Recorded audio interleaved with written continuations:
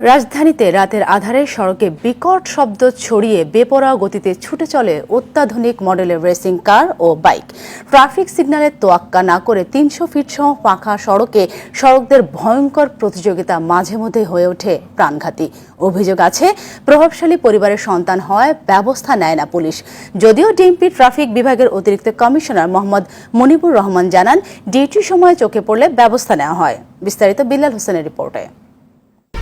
1, 2, 3 ঢাকায় জমি জিতে নিন 100% ক্যাশব্যাক সহ 20 কোটি টাকার পুরস্কার। রাজধানীর ৩০০ ফুট সড়ক মধ্যরাতের নিস্তব্ধতা ভেঙে এভাবেই চলছে বেপরোয়া বাইক ও কার রেস। হলারযুক্ত গাড়ির সাইলেন্সার দিয়ে বের হওয়া ধোঁয়ার সঙ্গে তৈরি ভয়ঙ্কর শব্দে কেঁপে ওঠে রাতের শুনশান এই সড়ক। রেস দেখে মনে হতেই পারে এটি হলিউডের জনপ্রিয় সিনেমা ফাস্ট অ্যান্ড ফিউরিয়াসের কোনো দৃশ্য। গতির এই ভয়ঙ্কর প্রতিযোগিতা মাঝে মধ্যেই কেড়ে নেয় পথচারী ও আরোহীর জীবন। ২৪ ফেব্রুয়ারি শুক্রবার রাত ২টা একটি স্পোর্টস কারের বেপরোয়া গতি এতটাই ছিল যে ছিটকে সড়কের অপর প্রান্তে গিয়ে পড়ে। ছড়িয়ে ছিটিয়ে থাকা গাড়ির ভাঙা অংশ বলে দেয় দুর্ঘটনা কতটা ভয়ঙ্কর ছিল। গাড়ির ভিতর এয়ারব্যাগ ছিল, ফুটছে, কপাল খারাপ হয়। মিনিমাম গাড়িটার 180-90 কিংবা 200 স্পিড ছিল। এসে উড়ল দিয়ে ডিগবাজি খেতে খেতে রাস্তার এই পাশে আসে পড়ে।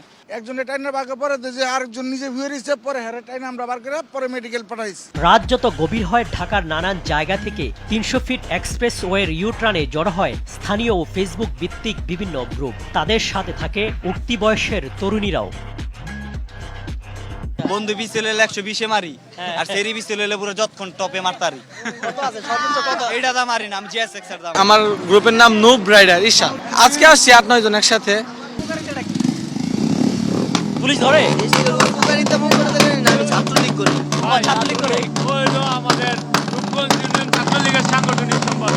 রাজধানীর গুলশান বনানী সহ অভিজাত এলাকার সড়কে চলে মরণ খেলা।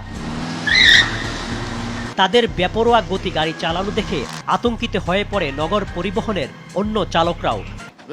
ওদের যে জীবনের নিরাপত্তা, ওদের নিরাপত্তাটাই ওদের কাছে নাই, এমনটা ভয়ানক আর কি। প্রাইভেট গিলে আছে, প্রাইভেট চলে, আর কিছু হুন্ডার আছে।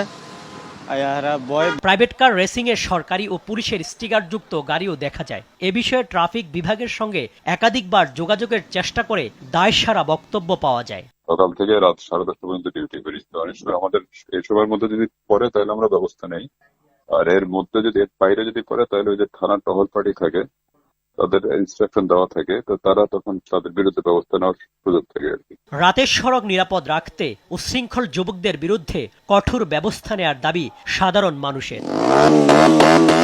বিল্লাল হোসেন, RTV, ঢাকা। 1, 2, 3 ঢাকায় জমি জিতে নিন 100% ক্যাশব্যাক সহ 20 কোটি টাকার পুরস্কার।